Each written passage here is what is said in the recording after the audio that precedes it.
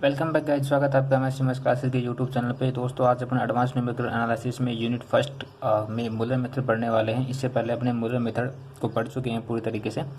उसका जो तरीका है मूलर मेथड करने का वो अपन ने जान लिया है। आज अपन उस पर बेस्ट एग्जाम्पल करने वाले हैं जो एग्जाम पॉइंट ऑफ व्यू से बहुत ही ज़्यादा इंपॉर्टेंट है।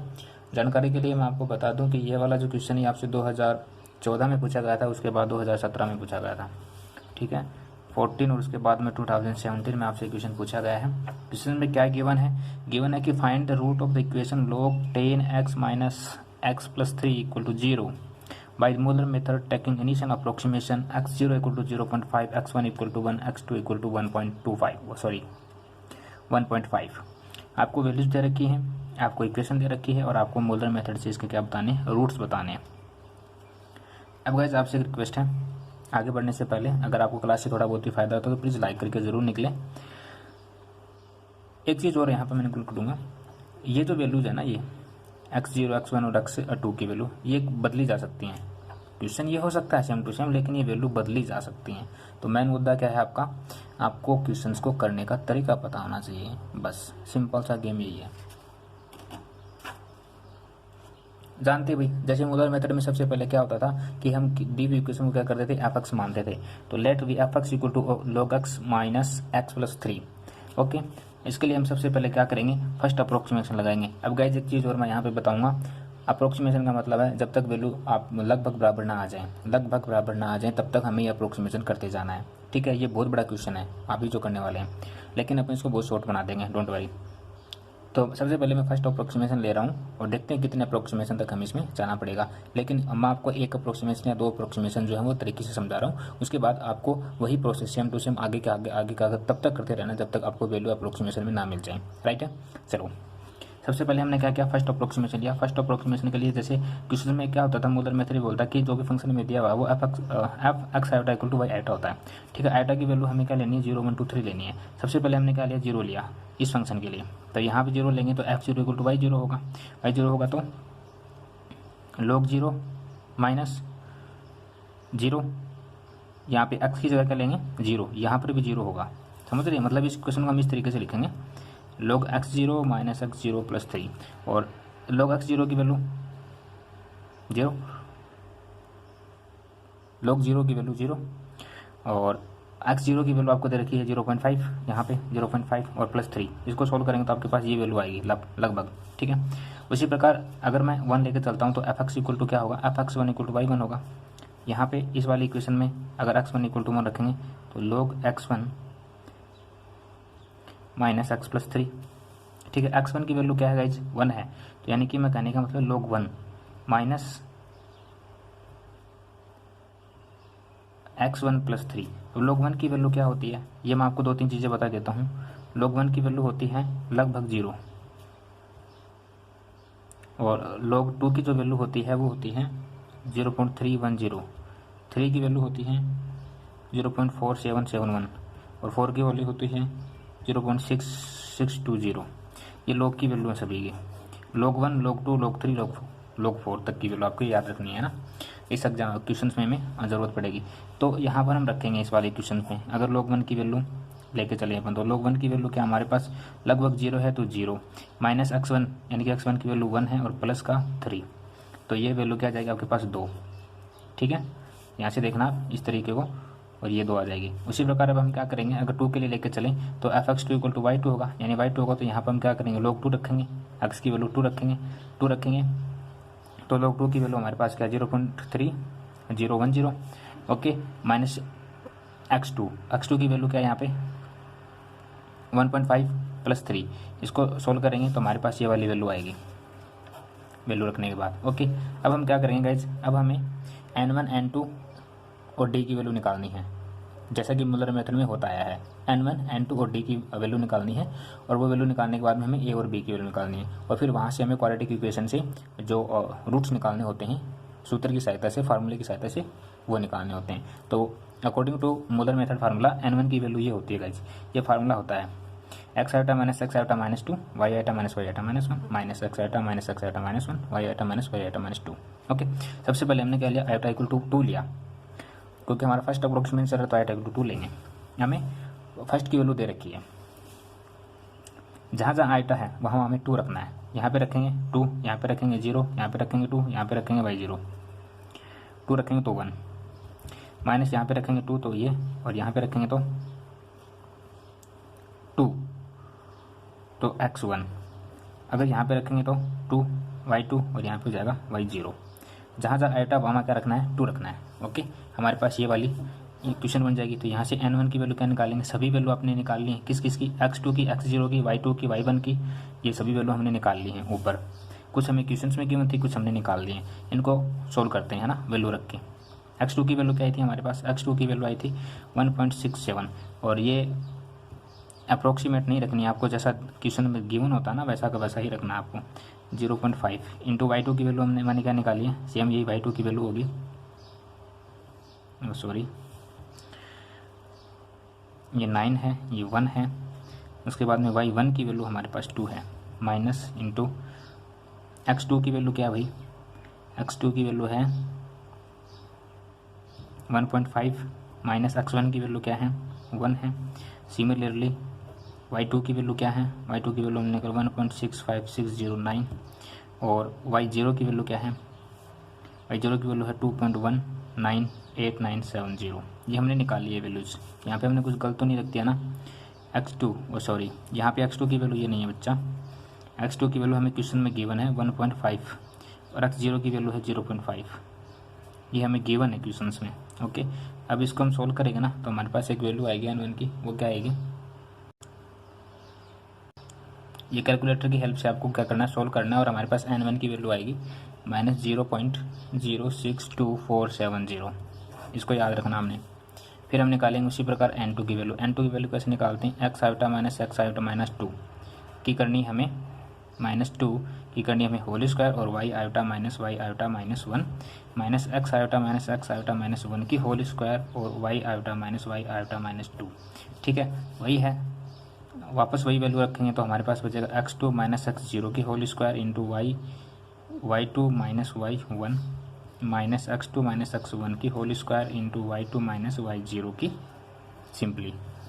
ठीक है, इसमें वैल्यू रखेंगे x2 x0 y2 y1 x2 x1 y2 y0, सभी की वैल्यू रखनी है आपको खुद को अपने लेवल पे। और n2 की वैल्यू जो आएगी वो मैं बता देता हूँ। n2 की वैल्यू आएगी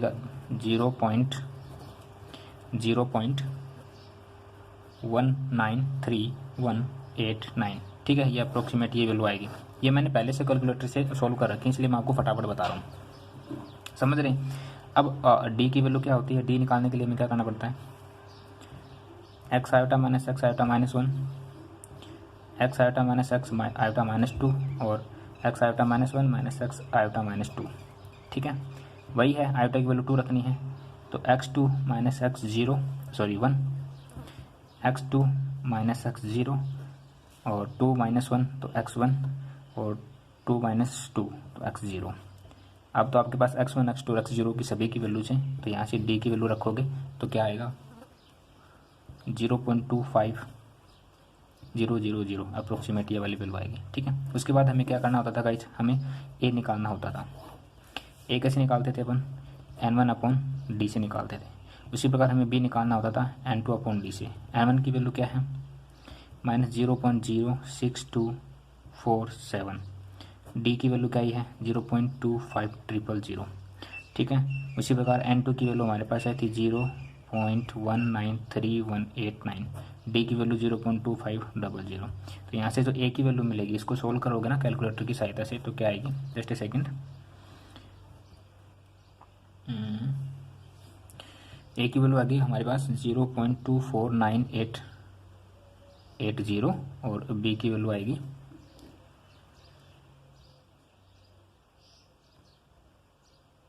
b की वैल्यू आएगी 0.772750। ये वैल्यू आ गई हमारे पास a और b की। ठीक है, प्रोसेस समझ में आया होगा आपको, आई होप सो। अब हमें क्या करना है, अब हमें c की वैल्यू निकालनी है। c इक्वल टू क्या होता है, c इक्वल टू हमने क्या माना था, हमने माना था √b² माइनस 4ay आयोटा, ये हमने माना था क्वेश्चंस में, समझ रहे हो।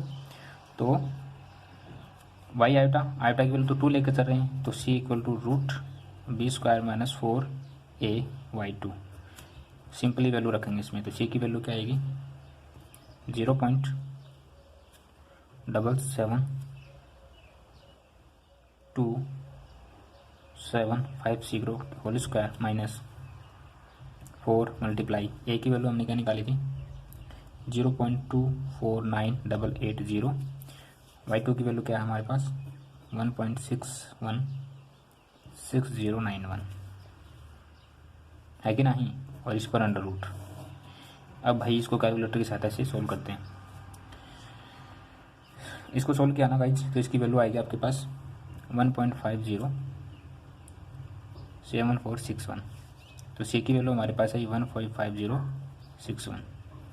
अब आप सोच रहे होंगे कि मैं ये वैल्यू इतनी फटाफट कैसे रख रहा हूँ, नहीं, मैंने इसको पहले से सोल्व कर रखा है वैल्यूज़ को।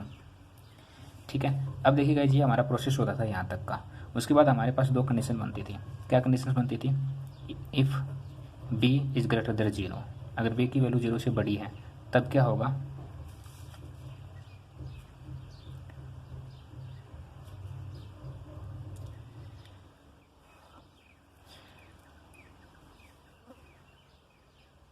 तब क्या होगा, बी की वैल्यू अगर ग्रेटर देन 0 है तो सही क्या बी की वैल्यू ग्रेटर देन 0 नहीं।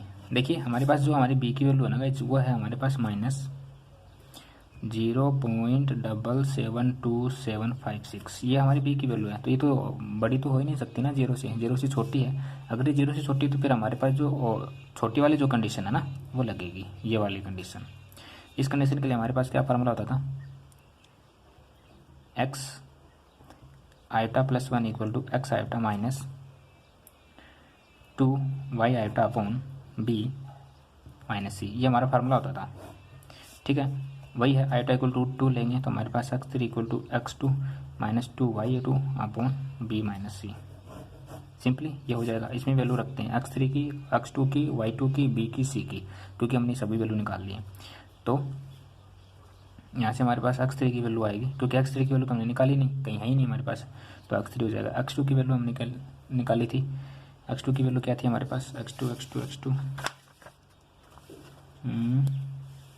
की वैल्यू हमें क्वेश्चन में गिवन है गाइज 1.5 माइनस 2। y2 की वैल्यू हमने क्या निकाली थी, y2 की वैल्यू गाइज हमने यहाँ पे निकाल रखी है, y2 की वैल्यू 2 इंटू 1.676091 अपॉन b की वैल्यू हमने क्या निकाली है, b की वैल्यू गाइज हमारे पास माइनस 0.772756 माइनस c की वैल्यू हमने यहाँ पे निकाली है, यहाँ पे ये वाली c की वैल्यू है, इसको रखेंगे तो माइनस 1.507461। अब गाइज इसको आपको सोल्व करोगे ना कैलकुलेटर की सहायता से, तो आपके पास जो x3 की वैल्यू है वो आएगी लगभग 2.970115। आई होप सो कि तरीका आपको समझ आएगा।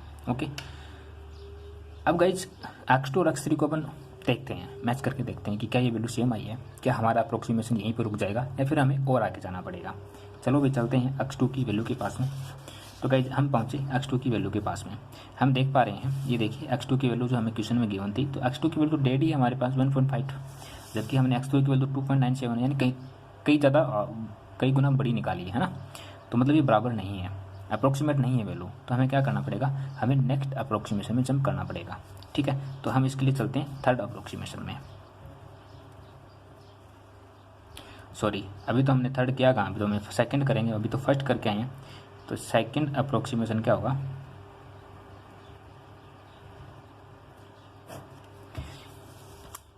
सेकंड अप्रोक्सीमेशन में जाने से पहले हमें सारी की सारी वैल्यूज के बारे में पता होना चाहिए जो जो हमने निकाल लिए।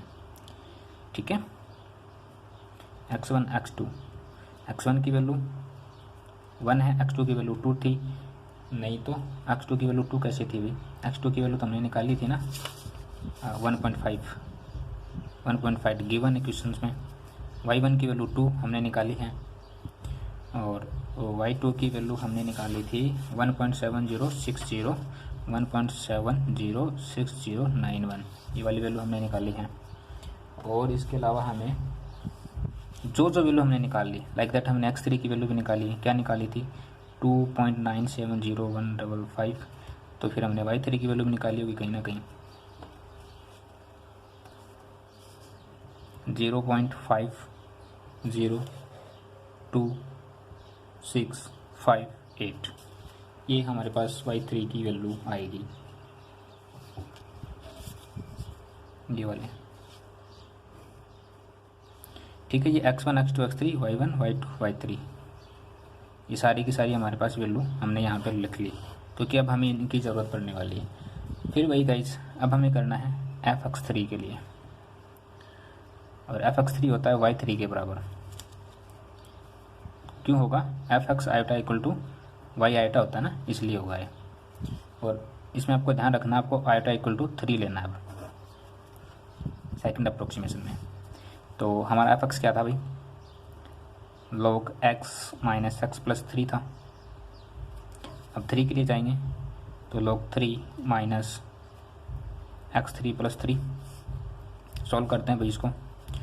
log 3 की वैल्यू मैंने आपको बताई थी, वो क्या बताई थी log 3 की वैल्यू? यहाँ से ये देखिए log 3 की वैल्यू ये वाली 0.4771 और x3 की वैल्यू क्या निकाली है? 2.90115 प्लस 3। इसको सॉल्व करेंगे ना तो हमारे पास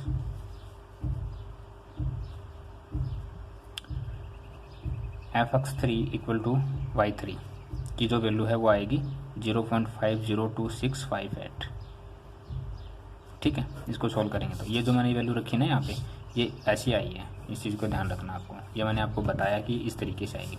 ठीक है, अब वही गाइस हमें क्या करना है, पहले n1 की वैल्यू निकालनी है, फिर n2 की वैल्यू निकालनी है, फिर d की वैल्यू निकालनी है। ठीक है, जो भी वैल्यू हमारे पास आएगी, और उसके बाद में a की वैल्यू निकालनी है, फिर b की वैल्यू निकालनी है। a की वैल्यू n1/d से और b की वैल्यू n2/d से। ठीक है, ये वाली वैल्यू निकालनी सारी की सारी वही है। अब एक चीज़ यहाँ पे ध्यान रखना अपने को, जैसे यहाँ पे ये n1 निकालने का फार्मूला होता था। ठीक है, अब यहाँ पे जैसे अपने जब फर्स्ट अप्रोक्सीमेशन किया था तो यहाँ पे हमने आयोटा इक्वल टू 2 लिया था। अब हमें 3 लेना है, तो जहाँ जहाँ आयोटा है ना वहाँ 3 लेना है। ठीक है, तो जहाँ जहाँ आयोटा वहाँ क्या लेना है? 3 लेना है। तो देखना इस फॉर्मूले की सहायता से अपने पास जो n1 है वो क्या मिलेगा अपने को जो n1 है वो मिलेगा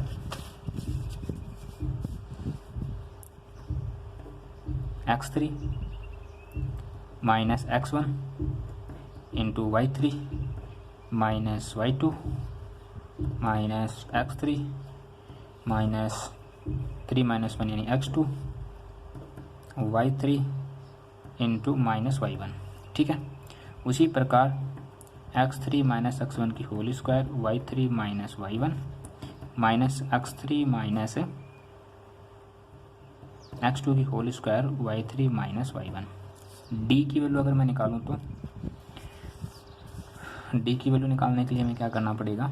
जो d वाला जो फार्मूला होता है ना उसमें आयोटा इक्वल टू 3 रखना है। उसके बाद मैं ये जो लिख रहा हूँ ये मिलेगा हमें x3 माइनस 3 माइनस 1 यानी कि x2 into x3 minus x1 into x2 minus x1। तो ये वाली वैल्यू हमारे पास आ जाएगी। ठीक है, अब गाइज एक कंपेयर मैं यहाँ पे आपको कराना चाहूँगा। n1 n2 n3 n1 n2 d की वैल्यू निकालनी है हमें। पिछले वाले प्रोसेस जब हमने फर्स्ट अप्रोक्सीमेशन किया था, ये देखिए इसमें भी हमने n1 की वैल्यू निकाली थी ये कहीं पे, फिर n2 की वैल्यू निकाली थी, फिर यहाँ पे कहीं पे d की वैल्यू निकाली थी। बिल्कुल, और वही प्रोसेस करना है। बस यहाँ पे इस चीज़ को फोकस हो जाना। यहाँ पे आयोटा इक्वल टू 2 लिया था, अब हमें आयोटा इक्वल टू 3 लेना है।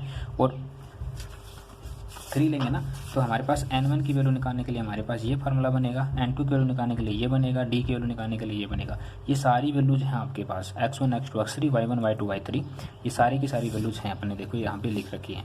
तो इन वैल्यूज़ को जब हम इस फार्मूले में रखेंगे ना तो हमारे पास कुछ वैल्यूज़ मिलेंगी n1 n2 और d की। तो जो वो वैल्यू मिलेगी ना वो मैं आपको यहाँ पे सीधा बता रहा हूँ। आपको प्रोसेस सेम टू सेम ये वाला प्रोसेस करना है पीछे का, जो हमारा पीछे का जो प्रोसेस मैंने आपको बताया था। वैसे बताना तो क्या है, इसमें आपको सीधा वैल्यू ही तो रखना है। इसको वैल्यू रखोगे, इसको सोल्व करोगे, इसकी वैल्यू रखोगे, इसको सोल्व करोगे, इसमें वैल्यू रखोगे, इसको सोल्व करोगे। सोल्व करने पर जो वैल्यू आएगी ना मैं आपको वो लिख दे रहा हूँ क्या आएंगी। n1 की वैल्यू आएगी आपके पास 0.110533। ये आपको सोल्व करना खुद को है ना। मैंने क्या है इसको पहले से सोल्व कर रखा है, क्योंकि वैल्यू जितनी बड़ी है बड़ी क्या मतलब प्लस माइनस करने में यू नो दैट आप समझ रहे होंगे 395 और गाइस डी की वैल्यू आएगी आपके पास 1.448148। ठीक है, ये सारी की सारी वैल्यू आ गई। अब हमें ए की वैल्यू निकालनी है। ए की वैल्यू निकालने के लिए हमें क्या करना है n1, यानी n1 की वैल्यू हमारे पास 0.110533 अपॉन डी की वैल्यू 1.448148। इसको सोल्व करना है। बी की वैल्यू निकालने के लिए हमें क्या करना है 1.318395 अपॉन 1.448148।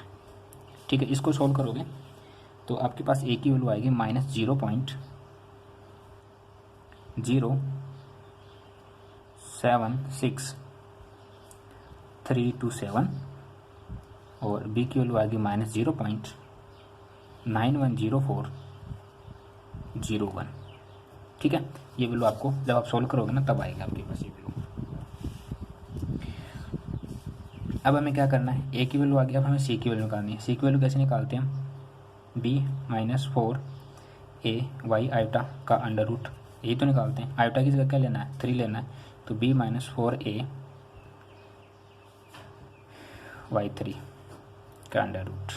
ठीक है, b की वैल्यू मैंने निकाल ली है, 4 एच डी से रहेगा, a की वैल्यू हमारे पास है, y3 की वैल्यू हमारे पास है। इसको सोल्व करेंगे वैल्यू रखने के बाद। रख के बताऊँ, रख के तो नहीं बताऊँगा मैं तुम लोगों को, खुद को ही करना तुम्हें। 991108 0.991108 ये आएगी सी की वैल्यू। ठीक है, ध्यान रहेगा, ये आ गई आपके पास सी की वैल्यू। अब हमें क्या करना होता है, हमें चेक करना होता है कि बी की वैल्यू 0 से बड़ी है या छोटी से, है ना, 0 से बड़ी या छोटी। और फिर उसके बाद हमारे पास 2 केस बनते थे मूलर मेथड में, उस केस को देखते हैं। तो बी की वैल्यू यहाँ पे क्या है 0 से छोटी है, यानी कि केस जो हमारा सेकंड है वो लगेगा यहाँ पे। If B is less than 0 then formula क्या होता था x iota +1 equal to x iota -2 y iota upon B minus C, ये हमारा फार्मूला होता था। आयोटा इक्वल टू 3 रखेंगे तो हमारे पास मिलेगा x4 equal to x3 -2y3 upon B minus C. सारी की सारी वैल्यूज हैं x4 ने छोड़ के, तो x4 की वैल्यू क्या निकलेगी यहाँ पे हमारे पास, x4 की वैल्यू x3 -2y3 सभी की वैल्यू रखेंगे ना, उसको सोल्व करेंगे तो हमारे पास x4 की वैल्यू आएगी 3.498809। ठीक है, ये आएगा हमारे पास x4 की वैल्यू। अब हमें गाइस कंपेयर करना है क्या x3 और x4 बराबर हैं। अब हमें चलना पड़ेगा x3 के पास में। ये चलिए सर हम x3 के पास में गए, आप देख पा रहे होंगे यहाँ पे x3 की वैल्यू है 2.971005 और आप देख पा रहे होंगे x4 की वैल्यू क्या आपके पास दिस वाली, है ना। तो यहाँ से ये क्या हो रहा है, वैल्यू बराबर नहीं आ रही है, अप्रोक्सीमेट नहीं आ रही है। तो मतलब हमें क्या करना पड़ेगा, हमें नेक्स्ट अप्रोक्सीमेशन जाना पड़ेगा। तो नेक्स्ट अप्रोक्सीमेशन जाने के लिए फिर से ये वाला प्रोसेस करना पड़ेगा। यहाँ पे ये सेकंड अप्रोक्सीमेशन था, अब हम इसे नाम देंगे थर्ड अप्रोक्सीमेशन और आइटा की वैल्यू क्या लेंगे 4 लेंगे। ठीक है, उससे पहले हमें क्या निकालना पड़ेगा y4 की वैल्यू निकालनी पड़ेगी। y4 की वैल्यू इस तरीके से निकालनी पड़ेगी, आपको समझ आ गया। तो ये जो प्रोसेस है आपको 6 बार करना है पूरी तरीके से टोटल, ये मतलब 6 अप्रोक्सीमेशन हो जाएंगे। अब अपन चल रहे हैं थर्ड अप्रोक्सीमेशन पे और मैं यह फटाफट आपको बताने वाला हूँ,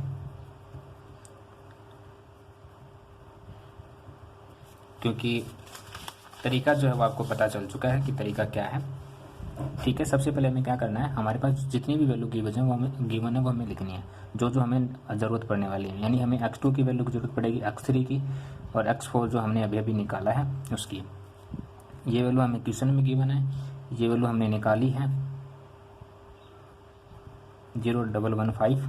x4 की वैल्यू अभी अभी हमने निकाली है 3.498809। उसी प्रकार हमारे पास y1 की वैल्यू होगी कुछ 1.676091। y2 सॉरी ये y2 की वैल्यू है, ये y3 की वैल्यू है और ये y4 की वैल्यू आएगी 0.502658 और y4 की वैल्यू 0.045111। ठीक है, ये वाली वैल्यू कैसे निकालनी है, ये वाली वैल्यू आपको इस तरीके से निकालनी है। यहाँ पे ये जो फॉर्मेट दिख रहा है ना आपको, इस तरीके से आपको y4 की वैल्यू निकालनी है। मैंने y3 की वैल्यू निकालना बता दिया आपको। इसी प्रकार आपको y4 की वैल्यू निकालनी है। वैल्यूज आपको सारी गिवन है, बस मान इसमें जो आपको वैल्यूज जो है वो रखनी है और इसके अलावा कुछ भी नहीं करना। इसमें सिर्फ वैल्यूज आपको रखनी होती है और कुछ भी नहीं करना, उसके बाद आपके पास वैल्यू निकल के आ जाएंगे। ओके,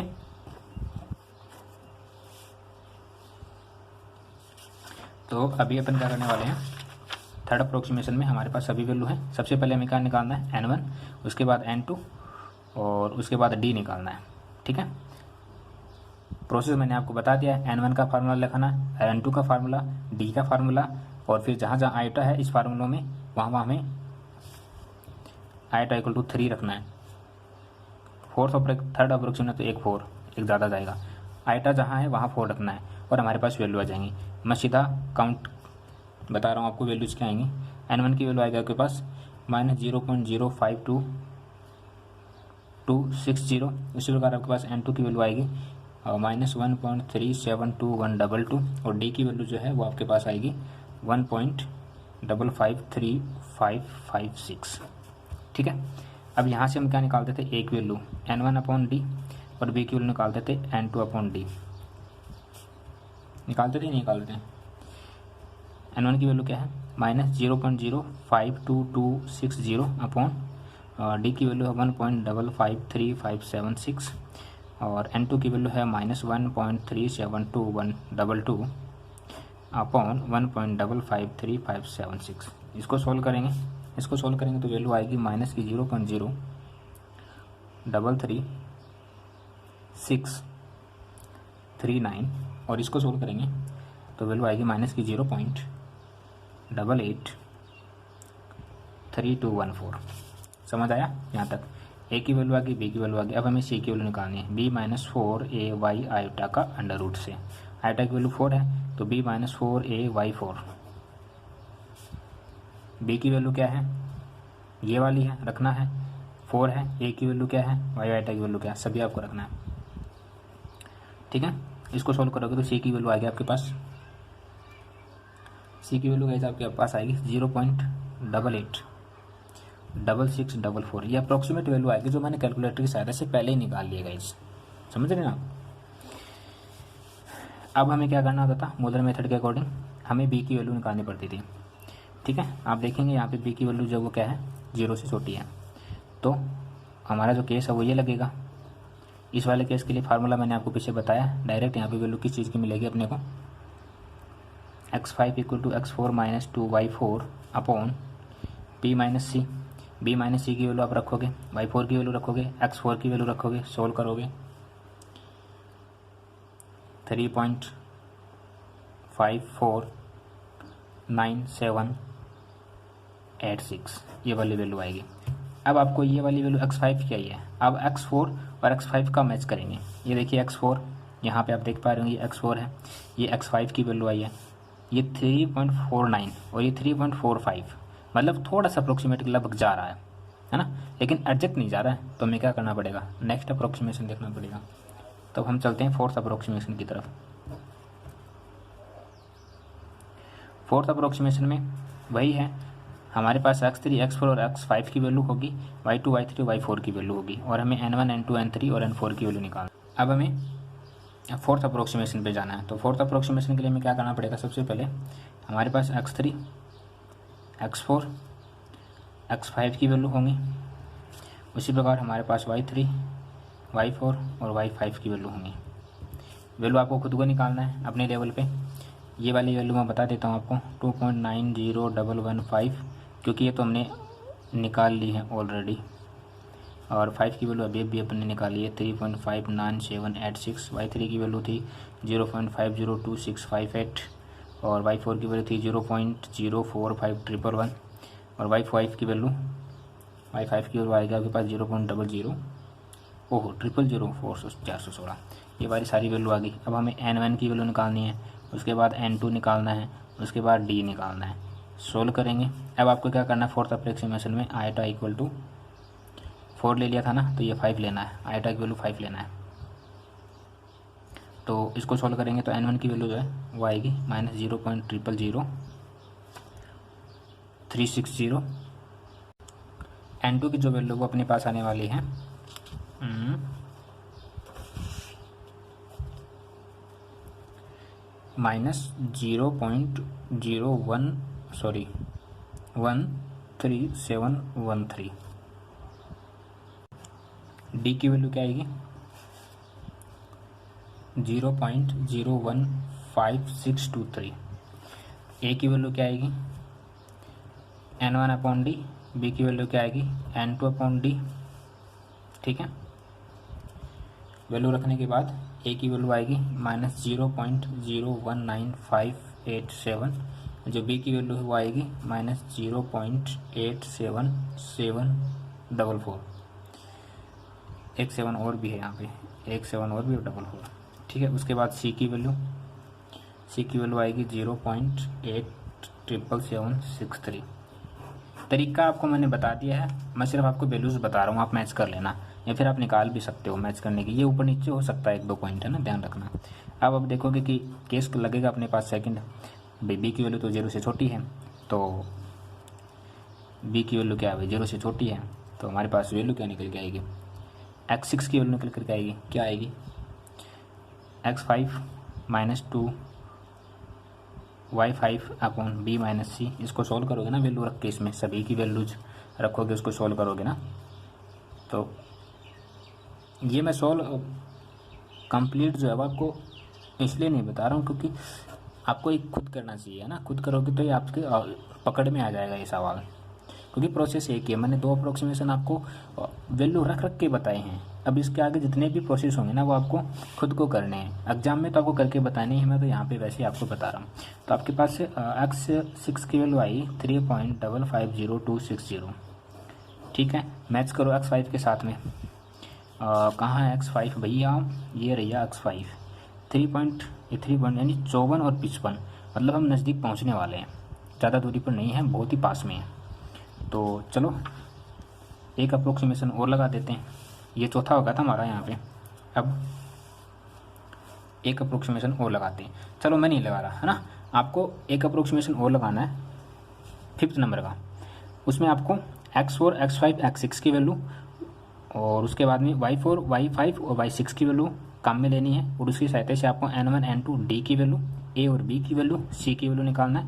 उसके बाद में कंडीशंस देखना है कि b ग्रेटर देन 0 लगेगा या फिर b लेस देन 0 लगेगा, उसके अकॉर्डिंग आपको x7 की वैल्यू मिलेगी। फिर x7 की जो भी वैल्यू मिलेगी उसको और x6 के साथ में मैच करना है। मैं बता देता हूँ यहाँ पे आपको कि जब मैंने सोल्व किया था इसको, तो जो x7 की जो वैल्यू है वो हमारे पास क्या आएगी, x7 की वैल्यू जो है वो आएगी 3.550260, अप्रोक्सीमेट इसके बराबर आ जाएगी। ठीक है, तो ये एक छोटी सी कृपया आप अपने ऊपर करना प्लीज़, कि प्रोसेस मैंने आपको बता दिया है। अप्रोक्सीमेट वैल्यू जब तक नहीं आएगी तब तक आपको ये काम करना ही पड़ेगा, चाहे कुछ भी कर लो।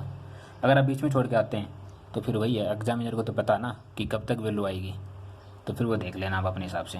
सो गाइस, आज के लिए इतना ही। अगर इस क्वेश्चन में आपको थोड़ा बहुत भी डाउट होता है तो प्लीज़ कमेंट करके बता सकते हैं, आपकी पूरी तरीके से हेल्प की जाएगी, डोंट वरी। एंड आज के लिए इतना ही, थैंक यू सो मच, मिलते हैं नेक्स्ट क्लास में। और हाँ, एक चीज़ और दोस्तों, कि मूलर मेथड के साथ ही अपनी यूनिट फर्स्ट जो है वो कंप्लीट होती है। अपन ने यूनिट फर्स्ट में मोटा मोटा अगर मैं आपको बताऊं तो 4 मेथड के बारे में पढ़ा है। स्केच देना रहे मैम, स्केच दे दो। पहला हमने पढ़ा था इंटीग्रेशन के बारे में, इंटीग्रेशन जो मेथड था हमारा उसके बारे में पढ़ा था, और इस पर एक एग्जाम्पल भी किया था हमने इस पर बेस्ड। दूसरा हमने पढ़ा था चेबशेव, ठीक है, चेबशेव मेथड, और इस पर बेस्ड एक एग्जाम्पल हमने पढ़ा था। तीसरा हमने पढ़ा था न्यूटन रेफ्सन, ठीक है, और इस पर बेस्ड हमने एक एग्जाम्पल भी पढ़ा था। चौथा हमने पढ़ा था मूलर मेथड, ठीक है, और इस पर बेस्ड एक एग्जाम्पल जो हमें अभी अपन ने जो एग्जाम्पल किया ये मूलर मेथड के ऊपर ही बेस्ड एग्जाम्पल है। तो हमने एक एक इन मेथड के बारे में प्रॉपरली पढ़ा है, और इन पर बेस्ड एक एक एग्जाम्पल जो हमने किया है। सवाल आपके इन 4 में से कोई आपको 2 सवाल आने तो वैसे भी 2 ही हैं, 4 सवाल आएंगे, चारों के चारों आपको यहाँ से देखने को मिल जाएंगे। मतलब अगर आपको मेथड आते हैं ना तो फिर एग्जाम्पल कैसा भी हो, एग्जाम्पल कैसा भी आपको आप उसे कर सकते हैं, आपको मेथड फॉलो करना आना चाहिए, ठीक है। और इसीलिए मैंने इस पर बेस्ट एक एक एग्जाम्पल जो आपको बताया था। और देखते हैं अब कौन सी यूनिट स्टार्ट करते हैं जिसमें कैलकुलेटर की सबसे कम जरूरत पड़ेगी। सो गाइस आज के लिए इतना ही, थैंक यू सो मच। मिलते हैं नेक्स्ट क्लास में। हंसते रहिए, मुस्कुराते रहिए, लॉकडाउन का पालन करिए। थैंक यू सो मच दोस्तों।